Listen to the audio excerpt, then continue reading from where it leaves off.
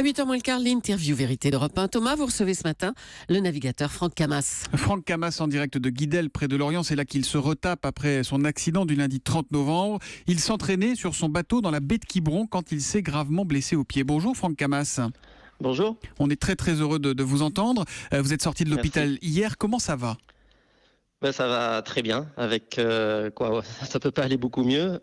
Déjà, j'ai mon pied au bout de ma jambe et ça c'était le premier gros risque et la vraie grande peur que j'ai eue après l'accident. Et puis là, je suis retourné chez moi. Donc c'est parti pour être patient quelques semaines, ça c'est évident. Et puis pour la rééducation, mais pour l'instant il n'y a rien d'irrémédiable et j'espère retrouver toutes mes facultés le plus tôt possible. Alors ce pied, vous avez eu peur de le perdre. Racontez-nous ce qui s'est passé exactement le 30 novembre. Vous étiez en train de vous entraîner pour la prochaine Coupe de l'Amérique, hein, c'est ça ?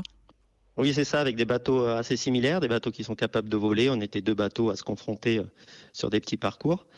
Et sur un changement de direction assez violent que j'ai dû faire tactiquement, j'ai perdu l'équilibre et je suis parti en arrière à l'extérieur du bateau. Chose qui sur des bateaux normaux est pas très très grave, mais là en fait sur ces bateaux-là qui volent, il y a un plan à l'arrière, un peu une lame de rasoir qui est dans l'eau et qui supporte le bateau et qui m'a touché le pied.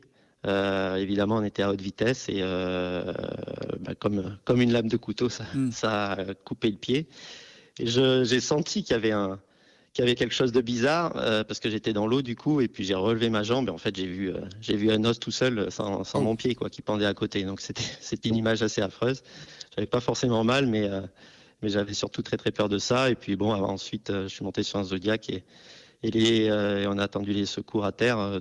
Tout s'est passé très très vite. On a pu faire une réparation assez vite à Nantes et au bout de 2 heures d'opération, j'ai pu sortir avec le pied recollé. Donc ça s'est fait vite et puis ça s'est bien terminé. Bon. Et dans mon malheur, il y a toujours de la chance. Ça c'est la bonne nouvelle, c'est que ce pied est donc sauvé. Quel est votre programme là pour les jours, les semaines, les mois à venir ? C'est de la rééducation intensive ? Vous en avez pour combien de temps ? Physiquement, oui, c'est ça. Déjà pour les 6 prochaines semaines, c'est surtout de l'attente pour que l'os se fasse et qu'il n'y ait pas de suraccident ou autour de la plaie. Et ensuite, il va y avoir de la rééducation physique pour remobiliser tout ça et pour retrouver toute la force et la mobilité dont j'ai besoin pour aller sur un bateau. Et puis parallèlement, mon programme, du coup, quand je peux pas trop utiliser mon corps, je vais utiliser ma tête. Oui, vous continuez à travailler avec Groupama Team France et pour faire du design, du coup, puisque c'est la deuxième grosse partie de ce programme. Mais ça doit être infernal, un marin cloué au sol, non ? Ah oui, c'est sûr, c'est pas agréable. J'ai pas vraiment eu l'habitude. Ces dernières années, je naviguais plus de 300 jours par an, donc là, 2 mois et demi sans naviguer, ça va me faire drôle.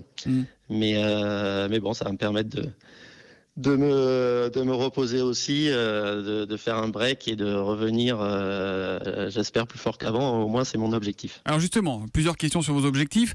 Déjà, les JO l'an prochain à Rio, ça reste un objectif ou ça c'est cuit ?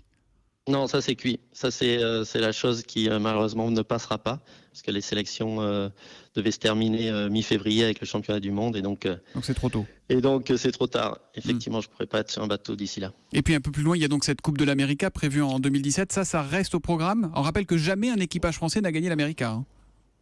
Oui, ça reste au programme et c'était et c'est encore du coup encore plus ma priorité absolue. Et donc, dès aujourd'hui, je me consacrais uniquement là-dessus, ce qui n'était pas le cas auparavant puisqu'il y avait cette préparation olympique. Oui, en 2017, il faudra être prêt avec un équipage performant qui sache conduire un bateau le plus rapide possible. Et le bateau, on est en train de le dessiner. Il va y avoir 2 bateaux, dont le dernier pour la compétition. Et le premier bateau va être mis à l'eau en mai. Et ça va être notre base de travail technique. Et ça, c'est très important de ne pas se rater. Et cette compétition Pourquoi elle fait tellement rêver, cette compétition, cette Coupe de l'Amérique ? Moi, je me rappelle quand j'étais gamin, c'était Marc Pajot. On avait l'impression que c'était aussi important qu'une Coupe du Monde de foot, quoi. C'est notre championnat du monde de voile. Clairement, c'est les meilleures équipes, les plus gros teams. À l'époque, il y a eu jusqu'à 200 personnes dans les équipes. Aujourd'hui, ça a un peu diminué. On a essayé de diminuer les budgets autour de cette compétition, mais ça reste la vraie confrontation entre nations sur le support qui est un bateau. D'ailleurs, à l'origine, c'était pas forcément l'objet de faire une compétition sportive, mais c'était une compétition entre nations pour voir le niveau technique, managérial, sociétal d'une nation. Et aujourd'hui, c'est c'est vrai le que le Graal. bateau apporte, le bateau apporte un peu tous les ingrédients pour montrer notre avance en technologie sur les rapports humains et sur l'avancée, évidemment. Franck Camas, un Oui. dernier mot sur la mer que vous aimez tant. Elle est cruelle quand même, elle vous a blessé, elle a emporté tant de marins, le dernier en date étant Laurent Bourgnon. Est-ce que vous lui en voulez parfois, la mer ?